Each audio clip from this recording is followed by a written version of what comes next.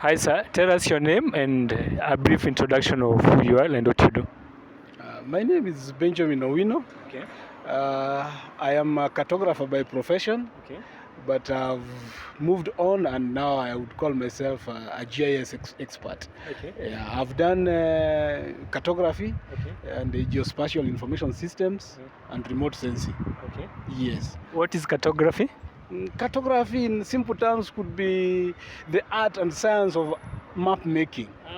Yes. Okay. Yes. So Okay. it involves a bit of it is surveying and mapping to be precise. Yeah. Yes. Yeah. Yeah. Sure. Yeah. So I see that you have come to buy books. So I presume that you are a book lover. Indeed, I'm a book lover. Okay. I buy books almost every week. Whenever I pass around, I look for my friend just as I buy a book or two. In essence, in a month, I read at least 4 books. Wow. 1 book per week. Yeah. Yes. And there's been this notion that Africans and Kenyans, we are not into books. Yet you're telling me that you buy a book every once a week. Well, I think that one is just a perception. Okay. Kenyans do read. Okay. Yeah, because here I've interacted with so many people. Yeah. Like you are here, you've seen people coming to buy. Sure. They may not be in very big numbers, but they do read. They do come and buy books. Okay. Yes, and from experience, me, I have a big library at home because when I buy a book, I don't sell it. Okay. So I create a library at home for my children, my wife, and myself, plus my visitors. So when you come to my place, you'll get a book to read. Yeah, it may not be of your profession, but at least you've got books from my professional work. Okay. I have books in spiritual. Okay. I have books in motivation. Okay. I have also books in financial management. Okay. And the normal life virtues. Okay. Yes. Okay. Yeah. So, which books can you say that have really impacted your life? It depends. In fact, once you've developed a culture of reading, reading is actually you're trying to get knowledge. Okay. So it depends on what kind of knowledge you'd like to get. Okay. Sometimes we read books which actually do not add so much value. Okay. And especially, I really don't admire fiction a lot. Okay. So the books that have impacted on me are actually books on, I would call them books on personal development. Okay. So these are books that will touch on your character, your normal behavior in life, and also books that impact on your normal daily, kind of life. Okay. So it makes you improve on your finances. It makes you also improve on your character, being what you are, and also helping you also to help others. Because actually, once you've read, it is not for yourself that you are reading. When we meet, we can discuss. And actually, I've noticed that once you've read a variety of books or you've gotten a lot of knowledge, you will actually get into any conversation that people are talking about. You'll be very relevant. So there's nothing as good as when you are knowledgeable and actually current on things which are happening. Okay. Yes. For most people who are not into reading, one of the reasons they give is that they are busy, they don't have enough time. So I'm sure you're a busy person and you have so many engagements, but how do you create that time for reading? Yes. Or how do you go about it? Reading is actually you set a goal for yourself. Okay. Like when you wake up in the morning or before you go to bed, you realize that what will I do tomorrow? Okay. So actually you have to portion your time for everything, even food. If you say you are too busy, do you shower? Do you eat? Okay. So you have to put that simple time or a very small portion of your time to read. So reading means I can only read maybe 1 chapter before I go to bed, or 1 chapter in the morning as I take my breakfast, and let nobody say that there is no time to read. We have got all the time. We have got 24 hours in a day. So if you put, let's say, 1 hour, actually, me, I read for 1 hour at least every evening. So that 1 hour, 30 minutes I would read book of my choice. But 1 hour I'll also read on my trade, what I do every day. So you've got also to improve on your what you learned in school. Things get obsolete with the time. So by reading fresher books, you are in tandem with what is happening. Yes.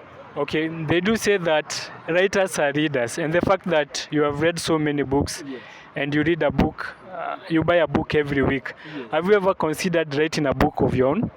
Yes, I've considered. Yeah. In fact, writing a book, you also have to dedicate a little bit more time on it. Sure. So when you want to write a book, I've not written a book, but I know one day I'll write a very good book. Yeah. Because it is not for nothing that I've read, and with the time, it's only that maybe I've not created time. But at the back of my mind, I know I'll write a book or two before I actually die or retire. Yes. So let me pose this challenge to you.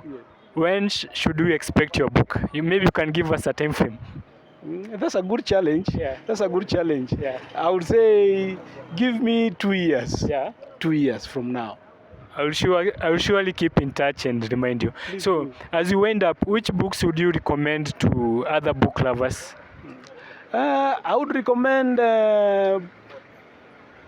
depending on where you are and what you'd like to achieve, because sometimes we don't just read for mere sake of reading. You read to get knowledge, and that knowledge should actually move you forward in whatever you are doing. So I listened to Al Nightingale, who was giving a summary of a book from Napoleon Hill.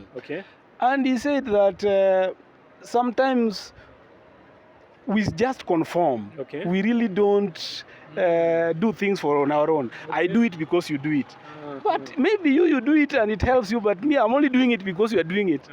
So it is very important that as one becomes a reader, read books. You might not say, I have somebody who told me that he doesn't have a book to read. Then I asked him, don't you have a Bible? It has got 66 books. And each of them has got very good impaction on you.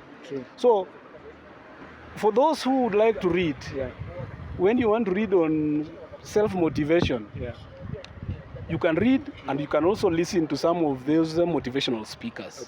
Like I've listened to, we call him, I've listened to Les Brown. I've also listened to some topic from Jim Rohn. I've also listened to a lot of from Maxwell. Yes. So, but if you'd like to get a lot from reading, from wherever you are, because we normally talk of economic problems, because you say, I don't have money to buy a book, I don't have, it is money.